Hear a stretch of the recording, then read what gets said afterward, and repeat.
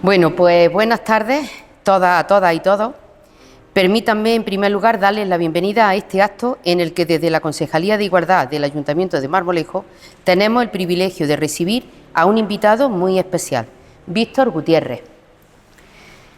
Su presencia hoy aquí es motivo de orgullo para nuestro municipio y estoy segura de que su testimonio va a dejar huella en cada uno de nosotros. Víctor Gutiérrez es, ante todo, un deportista de élite. Ha defendido durante años la camiseta de la selección española de waterpolo, cosechando importantes éxitos nacionales e internacionales.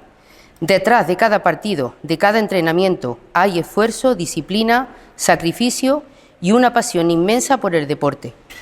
Pero si hoy estamos aquí no es solo para hablar de títulos o medallas, sino para reconocer una faceta todavía más importante, la del compromiso personal y social, que ha convertido a Víctor en un referente más allá de las piscinas, y que durante mucho tiempo el deporte ha sido uno de los ámbitos donde más difícil ha resultado visibilizar la diversidad, el miedo al rechazo, la presión mediática, los prejuicios y los estereotipos han hecho que muchas personas LGTBI+ hayan tenido que vivir su pasión deportiva ocultando una parte esencial de su identidad. Víctor, con valentía y generosidad, decidió romper ese silencio, dar un paso al frente y visibilizar su orientación sexual, convirtiéndose en el primer deportista de élite de waterpolo en España en hablar abiertamente de su homosexualidad. Ese gesto no fue solo un acto de sinceridad personal, sino también un acto enorme de valentía social, porque sabemos que visibilizarse no es siempre fácil, exige coraje para afrontar miradas, prejuicios, críticas e incluso ataques. Pero también sabemos que cada testimonio, como el suyo, abre camino, sirve de inspiración y alienta a muchas otras personas a vivir su verdad con naturalidad y sin miedo. De esa experiencia nace precisamente el libro que hoy presentamos, Balón Amarillo. Un libro que no es solo una autobiografía, sino un verdadero ejercicio de pedagogía social. A través de sus páginas, Víctor nos comparte su historia desde la infancia, los primeros pasos en el waterpolo, las dudas, los miedos, los momentos de soledad, pero también los de superación, los apoyos incondicionales, la importancia de la familia, de los amigos, de quienes estuvieron ahí cuando más lo necesitaba. Nos habla también del acoso, de los insultos homófobos recibidos durante su carrera, pero siempre desde un enfoque constructivo, reflexivo, con el firme deseo de contribuir a que nadie más tenga que vivir esas situaciones. Balón Amarillo es, por tanto, una herramienta fundamental para visibilizar una realidad que, aunque cada vez cuenta con más referentes positivos, sigue necesitando del esfuerzo de todos, instituciones, familias, centros educativos, medios de comunicación y, por supuesto, de los propios espacios deportivos. Como sociedad, tenemos la responsabilidad de garantizar que cualquier niño, cualquier joven, cualquier persona pueda ser quien es en libertad, sin tener que renunciar a sus sueños ni esconder su identidad. Desde la Concejalía de Igualdad de Marmolejo trabajamos cada día por esa igualdad real y efectiva. Una igualdad que no solo es un lema, sino una práctica cotidiana, que requiere compromiso, empatía, educación y voluntad política. Por eso, tener hoy aquí a Víctor Gutiérrez, te quiero cambiar el nombre, el apellido, con su testimonio es para nosotros mucho más que un acto literario. Es una oportunidad de aprendizaje, de reflexión y de impulso para seguir trabajando por una sociedad más justa, diversa e inclusiva. Víctor, muchísimas gracias por estar hoy aquí. Gracias por tu valentía, por tu compromiso, por tu ejemplo. Gracias por poner voz a tantas personas que, gracias a testimonios como el tuyo, encuentran el camino para vivir en libertad y plenitud. Te damos la bienvenida a Marmolejo y estamos deseando escucharte. ¿Desde ahí? ¿Te quedas tú aquí? Sí, lo vamos a intentar. Bueno, pues muchas gracias por la presentación. Por favor. Muchas gracias, en primer lugar, al Ayuntamiento de Marmolejo por querer organizar esta serie de actividades enmarcadas en el orgullo, especialmente a José, que es la persona, junto con el colectivo TVO, que han organizado esto, la persona con la que está en contacto, que desde el principio ha mostrado interés en que estuviera aquí. Y la verdad que estoy muy contento de poder pasar con vosotros un ratito hoy. Mañana, además, tengo también el privilegio de ser el pregonero. Ya me han contado que sí que se hacían algunas actividades, pero digamos que como tal es el primer año en el que hay una serie de acciones más, ¿no?, más desarrolladas. Y eso pues dice mucho, ¿no? Dice mucho del compromiso del Ayuntamiento con la diversidad. Así que daros las gracias y la enhorabuena.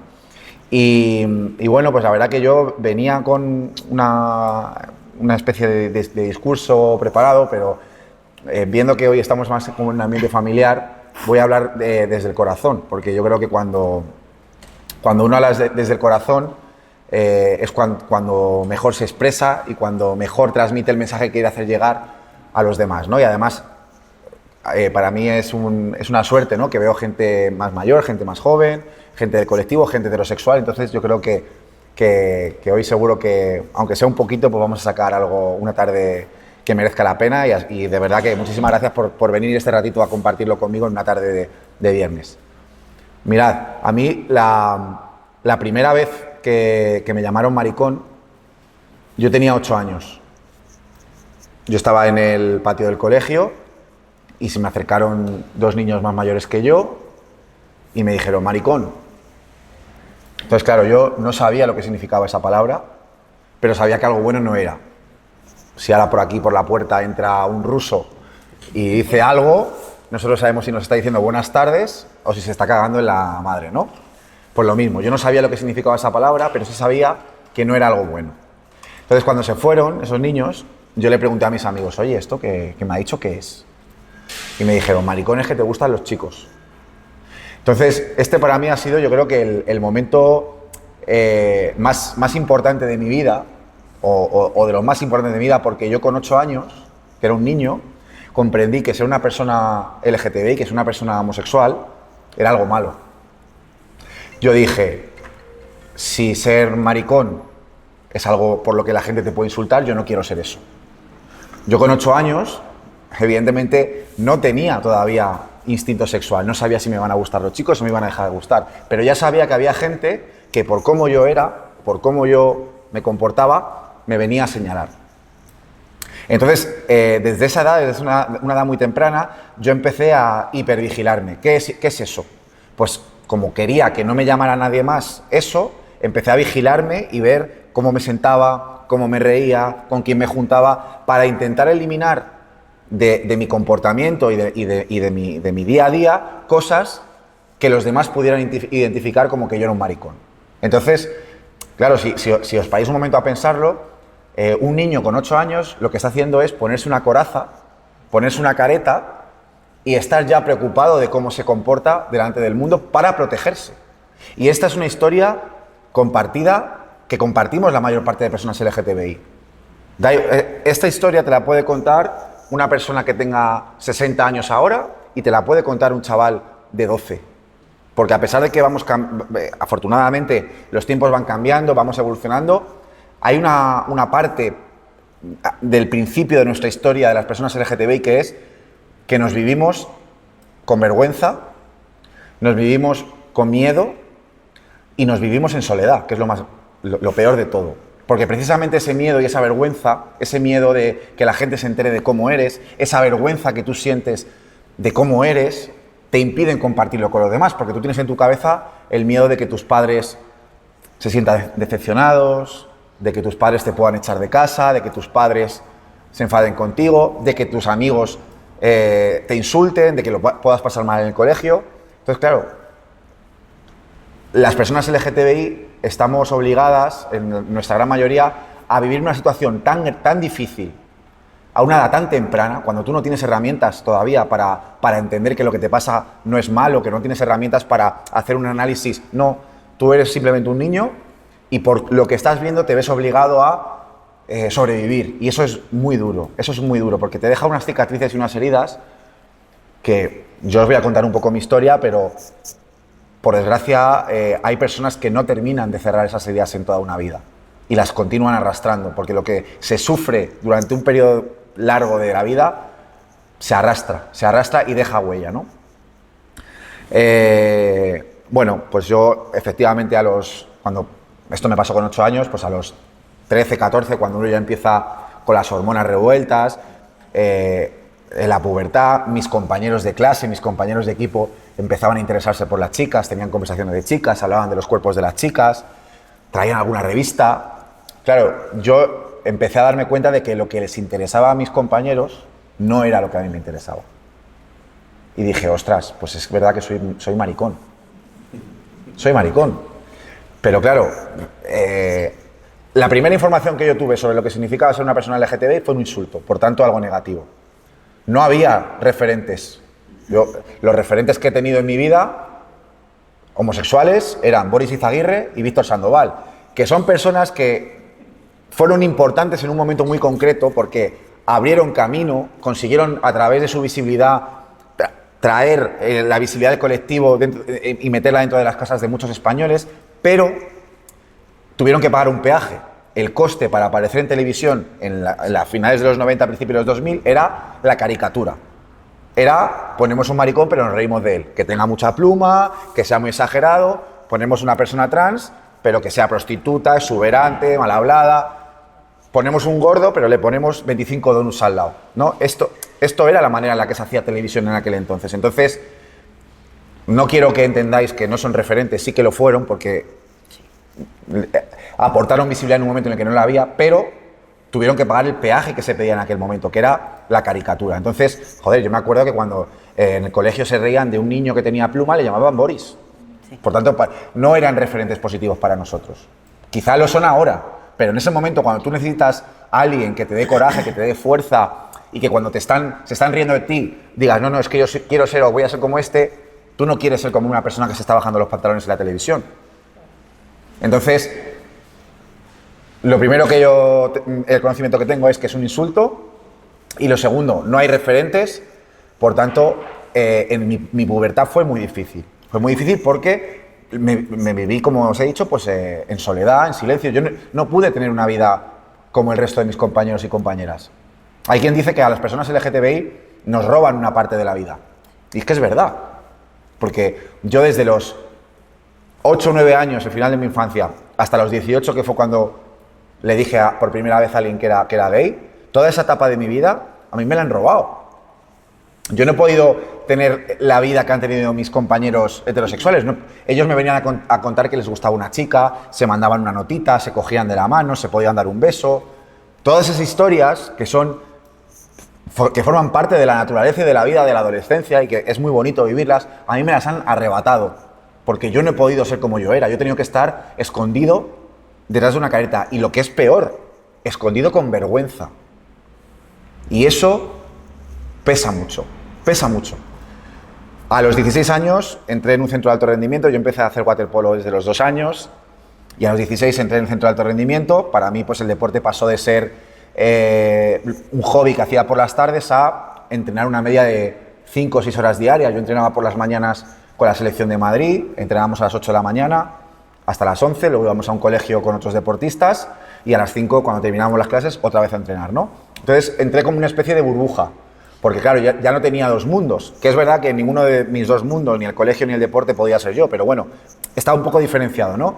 Y es verdad que yo durante esa etapa busqué el cariño que yo a mí mismo no me tenía, lo busqué a través del aplauso de los demás. Que esa es otra de las cosas que nos pasa mucho a las personas LGTBI, ¿no? Que tenemos que ser los mejores, porque precisamente esa tara que pensamos que tenemos la queremos suplir. Pues yo me acuerdo que era el capitán del equipo, era el que más goles metía, era el delegado de clase. Entonces, claro, cualquier persona que le preguntara, pues yo era un niño feliz, era un niño, oye, pues de éxito, no le pasa nada, pero por dentro estaba sufriendo mucho. Porque precisamente lo que ahora lo sé, después de años de haberlo trabajado y de... Claro, yo lo que estaba buscando era ese cariño que yo a mí mismo era incapaz de darme a través del aplauso de los demás. Entonces, a mí un momento que se me separan los 2 mundos, el deporte por un lado y los estudios por otro, y se me juntan con los que yo entrenaba por la mañana, con los que luego estaba en clase, ¿no?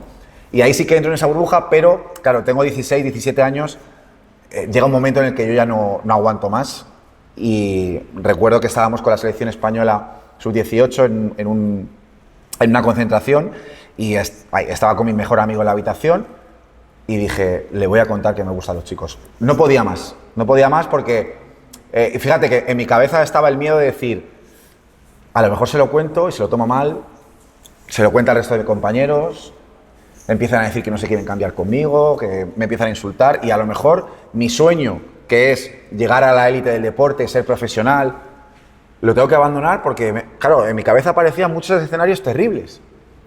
Y alguno diréis, bueno, qué dramático. Para nada. No, cuando nosotros nos ponemos en lo peor, no es porque seamos unas personas dramáticas o porque nos guste mucho la fantasía. No. Todos esos escenarios que estaban en mi cabeza ocurrían porque conocemos casos. Y os pongo un ejemplo. A día de hoy, con 34 años, yo sí voy de la mano con mi pareja por la calle y doblamos en la esquina y vemos un grupito de chavales, automáticamente me sale soltarme. Joder. Y mido 2 metros, quiero decir. Que luego lo pienso y digo, coño, pero si es que, pues midiendo 2 metros, yo voy con mi pareja y giro y automáticamente te sale eso. ¿Por qué? Pues porque tú no sabes si te van a insultar, si te van a pegar, o incluso, a lo mejor no te hacen nada de eso, pero el codito, o sea, en el codo y ves la risita. Son cosas que pasan. Conocemos historias de gente que ha sufrido agresiones. Y os pongo un ejemplo a las mujeres. A lo mejor, quizá aquí no tenéis la suerte de no haberlo vivido, pero cuando es de noche, y me da igual que tenga 16 o 60 años, cuando es de noche y una mujer va sola por la calle, si nota una sombra por detrás y tal, esa sensación de correr o de mirar. ¿Quién es? Y es un chaval que pasa de largo, esa sensación visceral de ¿qué cojones hace detrás de mí? Sí. ¿Por qué es? ¿Por fantasía? No, porque sabemos que pasan cosas y está basado en cosas, en miedos reales. Por tanto, cuando yo me senté delante de mi amigo a contarle quién era, aparecieron todos estos escenarios en mi cabeza. Pero para mí era más importante contarle a una persona, por lo menos, quién era, Para poder seguir. que el miedo a perder mi pasión y mi sueño. No podía más. Tenía que romper de una vez esa coraza que me había puesto. Y me senté con mi amigo y le dije, Diego, te tengo que contar una cosa, soy gay. Y recuerdo perfectamente que me dijo, bueno, ¿y cuál es el problema? Sigues siendo tú y te quiero igual. Y ese yo creo que ha sido el otro gran punto de inflexión de mi vida, porque fue para mí la primera vez que entendí que otra persona era capaz de verme con ojos de normalidad y de cariño. Y esto me lleva a la reflexión de que qué importante es cuando alguien nos entrega ese tesoro, porque que alguien se siente con nosotros o con nosotras a contarnos quién es un regalo. Es un regalo. Y es importantísimo que lo que encuentre esa persona sea una mano tendida. Si a mí mi mejor amigo en ese momento me hubiese dicho, hubiese tenido dudas, hubiese mostrado alguna, pero entonces vamos a dormir juntos, me hubiese provocado una inseguridad gigante y en lugar de dar pasos en mi vida los hubiese dado hacia atrás, me hubiese costado todo mucho más. En cambio lo que me encontré fue pues un amigo. Sí. Y lo que me encontré fue normalidad, que es lo que somos, personas absolutamente normales, ¿no? Entonces eso a mí me dio muchísima confianza y como reflexión, pues ahí dejo que cuando alguien se sienta con nosotros a contarnos quién es, tenemos que pensar que eso es un acto de valentía gigante. De valentía gigante, porque contar quién eres es exponerte. Y en la cabeza de esa persona os aseguro que están todos esos miedos de qué va a pasar, qué me va a decir, qué me va a pasar a partir de ahora. Por tanto, si alguien tiene con vosotros o con vosotras ese regalo de querer contaros quién es, os aseguro que lo está haciendo con miedo, con inseguridad. Qué importante que lo que se encuentre sea en vosotros y en vosotras pues cariño y aceptación. A mí ese paso me dio muchísima confianza. Yo le empecé a contar lo que era mi secreto a cada vez más amigos y más amigas, y la verdad que soy muy afortunado porque lo que encontré siempre fue cariño, respeto y admiración incluso. Y bueno, pues acabó el bachillerato, entré en la universidad y la burbuja se pinchó porque, claro, ya salí de esa burbuja del deporte, firmé mi primer contrato profesional con el club en el que juego también a día de hoy, el Real Canoe, y entré a la universidad. Entonces, bueno, pues aquí me pasó, yo creo que es una cosa que las personas LGTBI conocemos muy bien, que es empezar a tener esa doble vida. Yo en la universidad, pues bueno, no me conocía a nadie, podía ser yo, pinché esa burbuja del deporte. Además en mi carrera que había muchos chicos y muchas chicas LGTBI, por tanto Fue un año de experimentar, de conocer. A mí la universidad me cambió la vida, me permitió conocer a otras personas que venían de otras partes de España y mucho más crecidas a nivel personal que yo, y pues fue el año en el que yo pues empecé, como os digo, a aceptarme, a quererme, a experimentar. Pero por otro lado, claro, llegaba a un equipo profesional.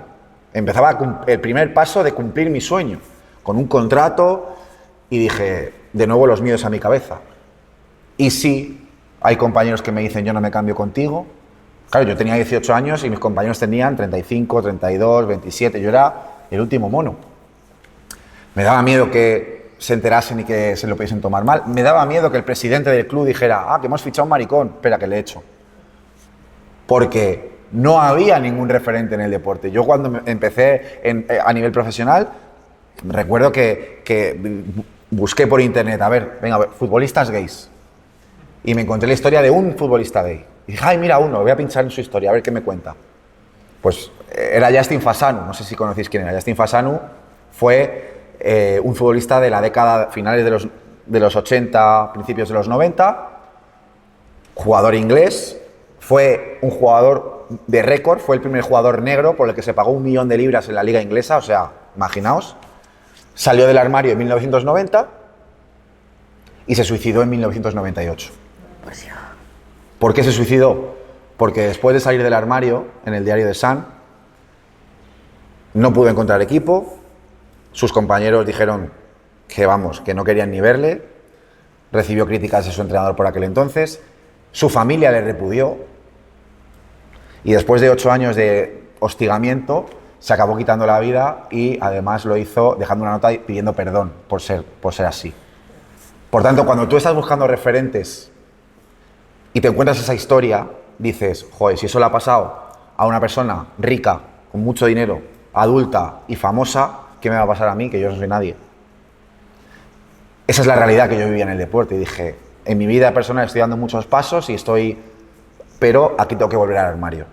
Porque no hay nadie como yo, porque yo no sé lo que me puede pasar y porque no quiero traicionar mi sueño. Yo quiero ser internacional con la selección española, alcanzar lo más alto y eso me puede alejar de mi sueño. Así que volví al armario. Y llegó un momento, con el paso de los años, pues que me fui normalizando, ¿no?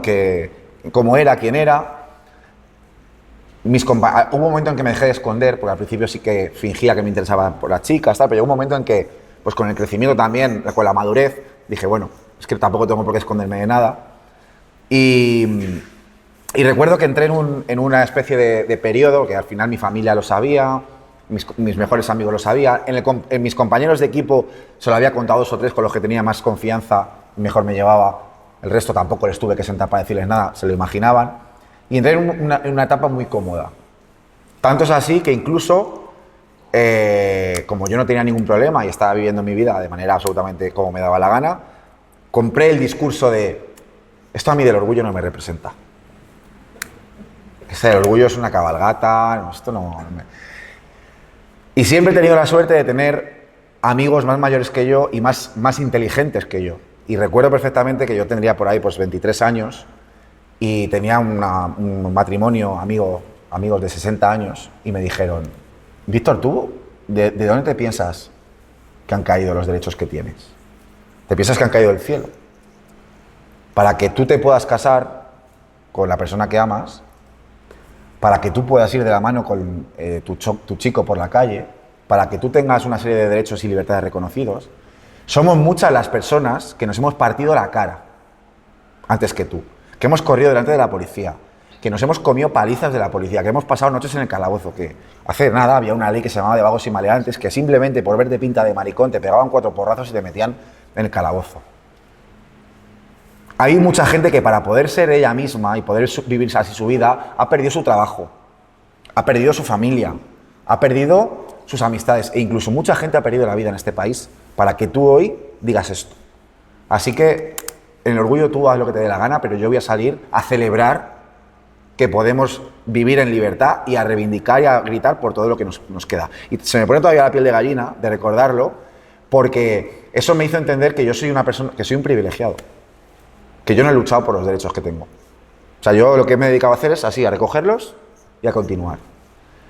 Y me explotó la cabeza porque, joder, parece como que nos cuesta o nos da rabia que nos digan que somos privilegiados o privilegiadas. Evidentemente, mira, yo no he elegido nacer en Madrid, ni nacer y medir 1,95, yo no he elegido eso. Hay cosas que no se eligen, te tocan. Ahora, lo que yo sí que puedo elegir es qué hacer con ese privilegio. Porque evidentemente, yo, por cómo está construida la sociedad y cómo está la regla de juego, yo sé que mi voz se escucha más que la de una mujer lesbiana. Y yo sé que mi voz se escucha más que la de una mujer lesbiana en silla de ruedas. Y yo sé que mi voz se escucha más que la de una mujer transgitana. Eso es así, eso es una pirámide. Y no pasa nada por reconocer que somos privilegiados. A mí, yo lo tengo más fácil. Fijaos la historia que estoy contando. Yo también he sufrido, y esto no va de repartir carnet de sufrimiento, pero hay que ser conscientes de que hay personas que lo tienen más difícil que nosotros. Entonces dije, joder, pues yo al final lo he pasado mal cuando era un chaval, pero a día de hoy tengo el apoyo de mi familia, tengo el apoyo de mis amigos, tengo el apoyo de mis compañeros de equipo. ¿Cuánta gente, para empezar, tiene en su casa a padres que les dicen que les quieren llevar a curarse? ¿Cuánta gente no sufre acoso en el colegio? ¿Cuánta gente no se ve obligada a dejar el deporte por eso? Dije, soy un privilegiado, ¿qué voy a hacer yo con esto? Y dije, pues tengo que compartir mi historia con los demás. Entonces decidí salir públicamente del armario a través de una entrevista en Shanghái, que es un medio de comunicación histórico para el colectivo LGTBI.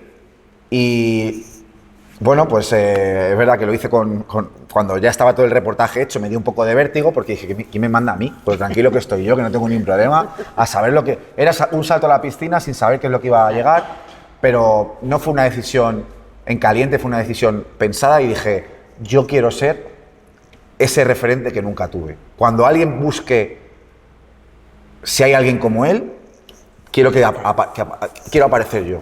Y además quiero aparecer yo con un mensaje positivo, diciendo, se puede llegar a la élite del deporte. Y por supuesto que no merece la pena vivir la vida sintiendo vergüenza de ser como somos o escondido en un armario. Hay que ser valientes y hay que ser libres. Y eso fue lo que decidí hacer, salir del armario, y la verdad que, bueno, pues mi vida cambió mucho porque la noticia se hizo viral y tuve repercusión pública, y además yo también busqué esa repercusión. Yo no quería que la noticia fuese una noticia de un día, ¿no? Yo me he esforzado en estos años, eso fue en el 2016, este año se han cumplido 9, llevo 9 años esforzándome por llevar mi voz a todas partes donde puedo, charlas con ayuntamientos, con colegios, con medios de comunicación, todo lo que he podido lo he hecho para que mi voz y mi mensaje positivo llegase. Y bueno, pues en el año 2021 me ficha otro equipo, un equipo catalán. Para mí también es un equipo, además de los 3 primeros de la liga, para mí es un gran orgullo, porque además yo llego sabiendo que ellos fichan a un jugador, me fichan por mi valor, pero que fichan a un jugador fuera del armario, que es muy importante. Yo siempre he tenido esa barrera mental de no lo voy a decir porque me puede perjudicar, la rompí, y además me llegaron cosas muy buenas. O sea, uno de los mejores equipos de la liga, el segundo equipo de la liga, me dijo, no, yo es que te quiero a ti, a mí me da igual que seas gay, te quiero porque eres muy bueno. Entonces, eso para mí fue también romper una barrera mental muy importante, y han sido 3 años maravillosos allí en Barcelona. La última temporada estábamos compitiendo y un rival durante el partido me llamó maricón. No era la primera vez que me pasaba, ya me habían llamado maricón más veces. ¿Qué es lo que pasa? Pues que las personas LGTBI acabamos normalizando ese tipo de violencia contra nosotros. O sea, a mí la primera vez que me llamaron maricón tenía 8 y la última ha sido hoy, por redes sociales. Quiero decir que al final forma parte de nuestro día a día y lo normalizamos y ya no nos afecta. Pero eso no quiere decir que esté bien. Eso no quiere decir que esté bien. A mí me pasó eso en el año 2021, me llamó maricón y me sacó del partido, porque pensaba que ya nadie me iba a atacar por ahí, y me pilló en un mal día y me vine abajo, me sacó del partido completamente. Cuando acabó el partido, siempre los equipos hacemos un pasamanos, nos saludamos después del partido. Yo no le quise dar la mano por el insulto, continué andando y me volví a llamar maricón. Entonces ya me fui a por él, nos separaron y llegué a mi casa y, o sea, no podía parar de llorar. Y estaba enfadado conmigo mismo diciendo, ¿pero y por qué te afecta lo que diga un tío que te da igual, tú que ya estás fuera del armario, que eres feliz, ¿qué más te da lo que te diga? Pues porque a veces pensamos que las heridas que llevamos internas están curadas y basta un mal día para que alguien haga así y donde tú te piensas que hay una cicatriz todavía hay una herida abierta que sangra. Todas las personas tenemos una mochila y llevamos las experiencias personales que nos tocan vivir. Eso es una historia que cada uno tiene la suya. Pero las personas LGTBI llevamos un extra, un lastre extra, que es todo lo que nos ha tocado vivir con nosotros. O sea, el primer gran reto y la primera gran dificultad que tenemos las personas LGTBI es aceptarnos a nosotras mismas. Sobrevivir. Y todo eso pesa mucho. Entonces llega un momento, pues que un mal día te hacen así, como os he dicho, y sufres otra vez. Y llegué a mi casa y me hice un vídeo denunciando la situación. Y se hizo viral.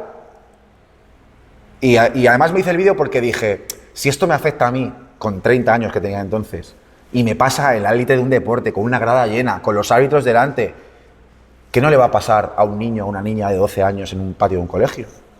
O en un vestuario. Gente que todavía no tiene las herramientas, porque a mí ese comentario me afectó un día, pero mi vida sigue. Y yo tengo mi vida encaminada. Yo las cosas que hago ya no las hago por mí, porque yo ya tengo mi vida, afortunadamente, resuelta. Yo ya no tengo que resolver nada conmigo mismo. Estoy feliz y en paz conmigo mismo. Yo las cosas que hago, las hago por los demás.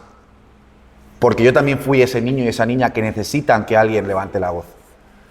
Entonces yo denuncié públicamente eso porque sé que esos comentarios pasan en el día a día. Y no es una manera de hablar. No nos engañemos, que hay mucha gente que dice, bueno, es que ya no se va a poder decir nada. Sí, se puede decir de todo. Pero no eso. Pero yo me acuerdo de cada vez que me han llamado maricón en mi vida. Me acuerdo perfectamente. No es una manera de hablar. Yo tengo grabado cada maricón como un puñal clavado a fuego. Cuando tú escuchas a tu entrenador decir no chutes como un maricón, no es una manera de hablar. ¿Tú qué coño sabes cómo está entendiendo ese comentario el niño o la niña? Eso está mal por dos motivos. Primero, porque si tienes algún jugador gay, eso le va a afectar. Y está mal, por otro lado, porque es una lluvia fina que le está cayendo al resto de niños heteros, que están asociando que ser maricón o que ser gay es algo malo o que es algo de ser débil. No, hay que hablar bien y no nos cuesta nada. No nos cuesta nada. Otra cosa es que somos amigos, tenemos un código, nos entendemos, perfecto. Pero cuando hay gente alrededor y especialmente niños, tenemos que ser muy pulcros en lo que decimos. Nosotros no sabemos por qué proceso está pasando ese niño o esa niña. Por tanto, yo, cuando me pasó esto, me hice el vídeo y la Federación Española de Natación y el Consejo Superior de Deportes hicieron una investigación deportiva y fue la primera sanción por homofobia en el deporte en España. Nunca antes había sancionado en España la homofobia. Así que, bueno, pues creo que es un éxito, ¿no? Fue una sanción ridícula, fueron 4 partidos y 200 euros, pero fue un precedente, ¿no? Que además es que pasa en el fútbol, quiero decir. Desde los años 80, Mitchell maricón. 20 años después, década de los 2000, 20 años después, Guti maricón en todos los estadios de España. Hasta hace 2 días que ha jugado Cristiano en España, Cristiano maricón en todos los estadios de España. 40 años de tiempo. Los mismos comportamientos, los mismos. Barra libre. No pasa nada, aquí se puede decir de todo, ¿no? Yo lo asocio al racismo. Yo recuerdo haber visto partidos de fútbol en los que le tiraban plátanos a los jugadores negros, les hacían el cántico del mono y no pasaba nada. Y no pasaba nada. Ahora, ¿sigue habiendo comportamientos racistas? Sí. ¿Qué pasa cuando ocurren? Paran el partido, expulsan del estadio a los que lo hacen, les ponen una sanción al club, hay campañas de la FIFA, de la UEFA, de la Federación. O sea, hay una maquinaria trabajando para eliminar el racismo. ¿Pero qué ocurre cuando hay comentarios homófobos? Nada. Entonces, bueno, yo creo que esto es un poco el termómetro de todo lo que queda por hacer. España ha avanzado muchísimo en los últimos 30 años en cuanto a visibilidad, normalidad, sensibilización con el colectivo, pero quedan ámbitos especialmente complicados. El deporte es uno de ellos, ¿no? De hecho, a los hechos me remito. ¿Cuántos deportistas conocéis fuera del armario? ¿Cuántos futbolistas? Es que no hay ninguno en España.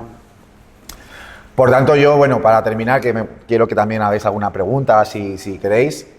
Sí que me gustaría, a mí me gusta poner siempre como deberes y me gusta mucho la expresión agentes del cambio. Yo quiero invitaros a que os convirtáis en agentes del cambio. ¿Qué es un agente del cambio? Bueno, todos y todas tenemos la posibilidad en nuestro día a día de cambiar las cosas. Parece una frase de Mr. Wonderful, pero no es verdad. Es verdad. Porque referente es quien sale en un medio de comunicación, pero también lo es el profesor que lleva una bandera LGTBI, o la peluquera trans, o también lo es la abuela que está escuchando a unos niños decir maricón y decir, esto no se dice aquí. Todos y todas tenemos la capacidad de, porque todos y todas lo presenciamos en nuestro día a día, chistes, gracias, machistas, racistas, homófobas, lo presenciamos, forma parte de nuestro día a día. Pues tenemos la capacidad de cambiar un poquito las cosas y no sabemos a quién podemos estar ayudando. A lo mejor no lo llegáis a saber nunca. Nunca sabréis a quién estáis ayudando, pero os aseguro que cambiando las cosas de esa manera se puede ayudar a muchas personas. Así que yo os invito a que os convirtáis en agentes del cambio, porque a mí no me hace falta ser mujer para creer en la igualdad, no me hace falta ser negro para estar en contra del racismo, por lo tanto creo que a nadie, ninguno de vosotros ni de vosotras os hace falta ser ni lesbiana, ni gay, ni trans para sentir esta lucha como propia y luchar por los derechos de las personas LGTBI. Así que espero que de aquí lo que os llevéis sea que os convirtáis en agentes del cambio. Muchas gracias.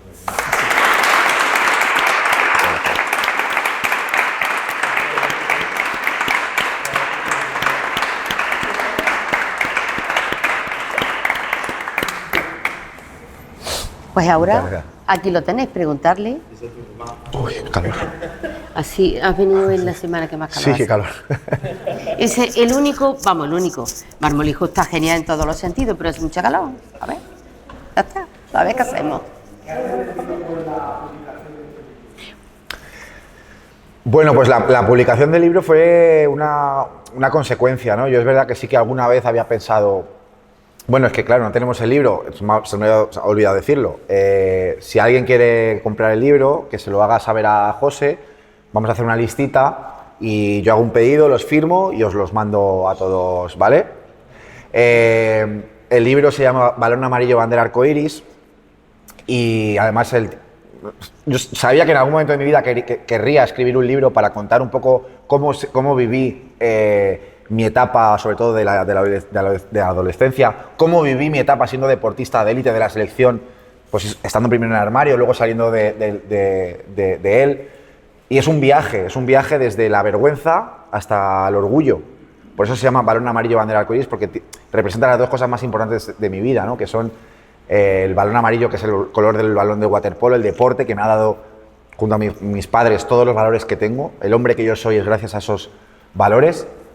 Y bandera arcoiris porque es el viaje que yo hice desde el sentir miedo, vergüenza, rechazo, asco de mí mismo, a estar muy orgulloso de quién soy, ¿no? Y es un camino, yo creo que también cuento un poco pues para intentar sacar la valentía de los demás. O sea, cada persona tiene que salir del armario cuando se sienta preparada, eso es una decisión personal y es una propiedad exclusiva de cada persona que lo vive, nadie puede arrebatar ese derecho, pero a veces nos hace falta un empujoncito, a veces nos hace falta ese... Entonces yo he querido contar mi historia para poder ayudar a otras personas a dar pasos en su vida y os voy a contar dos cosas. La primera, yo durante muchísimos años pensé que era un cobarde, porque estaba viviendo una vida que no era estaba fingiendo ser alguien que no era, estaba viviendo una vida completamente falsa, y con el paso del tiempo me he dado cuenta de que todo lo contrario, que las personas LGTBI somos muy valientes, porque hay que tener mucha valentía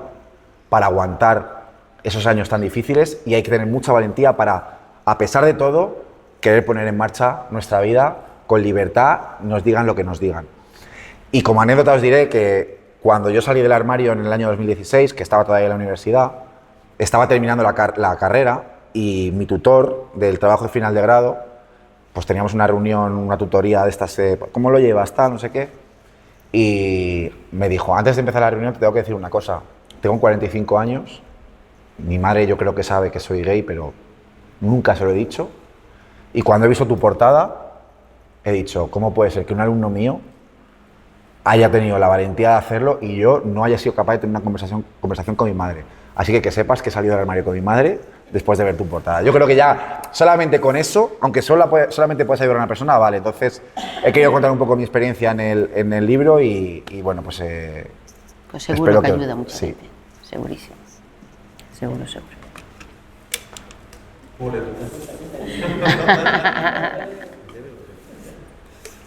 ¿Tienes algún consejito, algún truquillo, algo para reeducar a esta gente que se le escapa el maricón sin querer? Que muchas veces efectivamente es por costumbre, ahí no tiene ninguna mala intención, pero se les escapa. Y como ahora tengo un sobrino nuevo recién estrenado, no quiero que vaya ya escuchando, ¿sabes?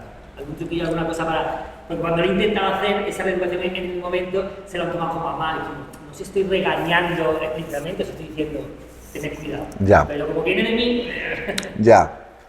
Claro, es que pues, yo creo que los niños la primera palabra que aprenden así el rollo de insultar pues es puta y maricón. Son las dos primeras que aprenden y es muy importante hacerles saber que eso no se dice, ¿no? Y yo sí que es verdad que hay que educar, hay que explicar. Eso requiere una conversación, es que no hay un truco mágico, requiere sentarse con ellos y explicar, ¿no? Que eso es una palabra fea, que es una palabra que puede hacer daño a personas y que todos somos diferentes y que requiere una conversación profunda, porque la realidad es que hay mucha gente que dice, no, pero de esos temas es muy pronto para hablarles. En cuanto ya saben esa palabra, vamos tarde. Vamos tarde. Para lo que pasa es que es muy complicado también, porque tú tienes ahora a la gente de ahora de esta edad que digan maricón y que eso es feo. Yo prefiero decirle, como yo digo a mi hijo, que no es feo. Yo a mi amigo le llamo maricón porque es maricón y punto. Y yo no lo veo como un insulto. Entonces yo a mi hijo le enseño a que está bien, no mal. Pero depende de en qué concepto y de qué manera se diga. Ahora mismo, yo en mi casa tengo una educación con mi hijo, pero se te escapa en el momento que sale por la Claro. Y maricón, pues yo le hago ver que no es maricón como un insulto. Es que no entiendo por qué se utiliza como un insulto. Claro, el objetivo que todos alcanzamos, de hecho, entre nosotros, las personas homosexuales, es muy común que entre nosotros nos llamemos maricón, pero es un código, quiero decir. Sí, no, pero también, ¿por qué no lo traspasamos nosotros? El objetivo... No diga maricón porque eso está Pero, bien. o sea, ese es el objetivo que Para acabar con el insulto, es el objetivo que queremos alcanzar y, de hecho, existe toda una cultura de reapropiación de lo que nace como un insulto, es decir, yo me lo reapropio para quitarle el valor a la palabra. Ahora, por mucho que eso exista, no es lo mismo que a mí o José hoy tomando una cerveza me diga, pero maricón, no sé qué, no sé cuántos, porque hay un código, hay una cierta confianza, a que yo vaya por la calle andando y un niño que yo no conozco de nada me llame maricón. Eso, la intención no es... O sea, en el sentido de no hacerle ver a la gente joven de no utilice maricón, porque es que ellos hablan así también. Entonces vamos a enseñarle a que no... Es parte de eso también, es Claro, el contexto es muy es un poco importante. complicado. Y a Yo mí, entiendo que el código entre nosotros digamos al maricón y que Sí. sea algo como hacer daño, pero... Hombre, está bien, nosotros yo hablo desde el área de igualdad, se trata de eso, de educar a los niños, porque se educa en casa, pero en el colegio también. Sí, La coeducación, los talleres, educarlos en valores, en respeto, en igualdad, ya está. Y como eso no lo hagamos, imposible. Pero que yo entiendo lo que quiere decir Anita, y la entiendo perfectamente, porque ella también lo que se refiere es que no hagamos entender también a la gente que nos llama maricón sea como algo malo, porque realmente... que no le afecta. Exacto. Bueno, te puede afectar, depende de quién venga. A mí no me afecta de alguien que yo no conozco, pero de alguien que conozca, y depende en el contexto, en el tono en el que lo digas, sí me puede valer muchísimo. es muchísimo el contexto, porque alguien que Pero puede llamar también si que te en la conoce, calle ya como que me resbala, hace ya muchos años. Claro.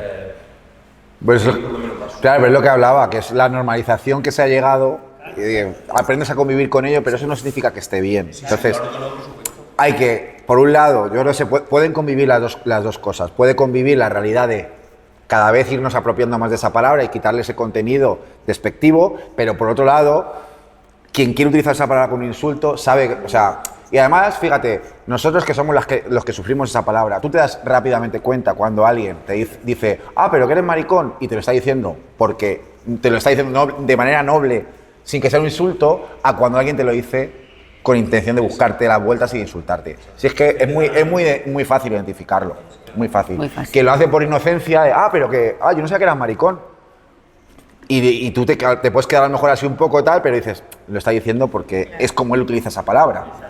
A quien te dice, maricón, ya sabes perfectamente que eso no te lo está diciendo. Entonces, pueden convivir las dos realidades, yo creo. O como la típica de yo también tengo amigos maricones, yo también tengo amigos heterosexuales. Hay una prueba frase.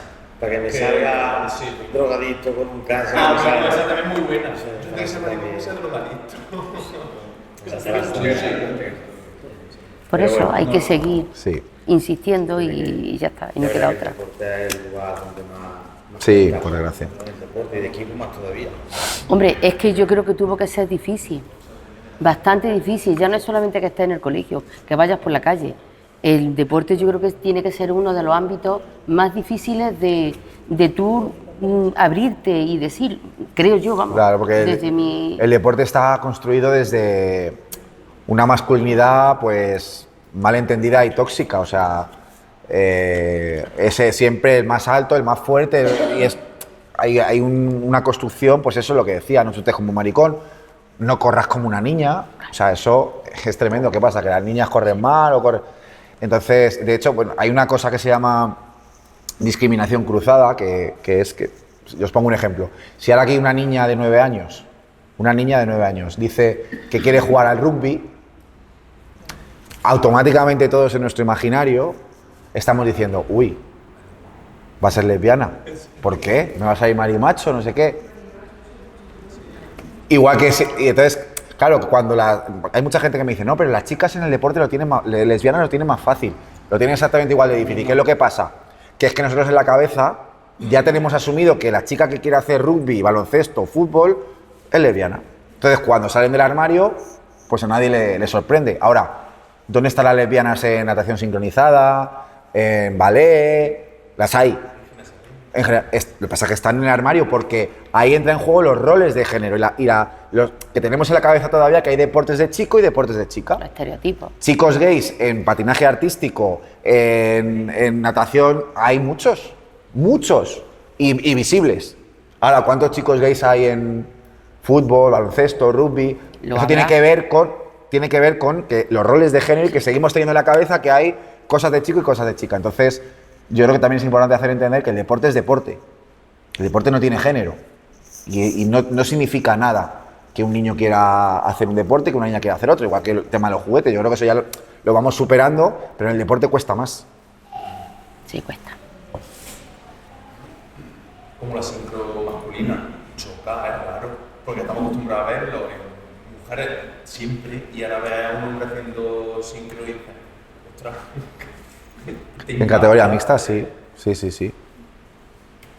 Y automáticamente piensas, Efectivamente. Claro. Pues la marido seguro que no. ¿Qué consejo daría en la educación para esto? Por ejemplo, se ha adelantado mucho poniendo ya a los niños desde muy niños, cambiándose en vestuario ya en los colegios, antes eso no existía. El cambiar tantas en un vestuario era solamente esencial deporte, pero ahora mismo en la escuela ya también pasa y ahí se ha adelantado mucho. Pero ¿qué se puede hacer más desde la educación? Yo es que creo que, mira, a mí a lo largo de mi vida académica y deportiva me han venido a dar 1000 charlas. Me han venido a hablar de prevención de drogas, de hábitos alimenticios, de doping, yo qué sé, de 25.000 cosas. Y nunca me han venido a hablar de diversidad sexual. Entonces, creo que es importantísimo que haya educación en diversidad en las aulas. ¿Qué es lo que pasa? Que eso se ve como una cuestión ideológica, o como una cuestión opinable. De hecho, hay muchos sitios en los que se pone el PIN parental. Perdona, pero es que hablar de respeto, de diversidad, explicar las cosas, no solamente va a ayudar a los niños y niñas LGTBI a saber identificarse y saber que no les pasa nada malo.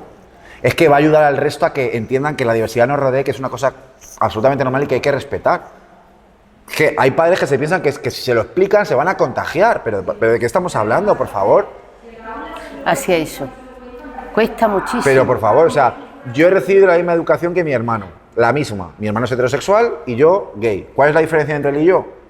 Que él no ha sufrido. Ha sufrido por otras cosas lógicas de los adolescentes. Pero no ha pensado que estaba enfermo, no ha pensado... ese sufrimiento no lo ha vivido.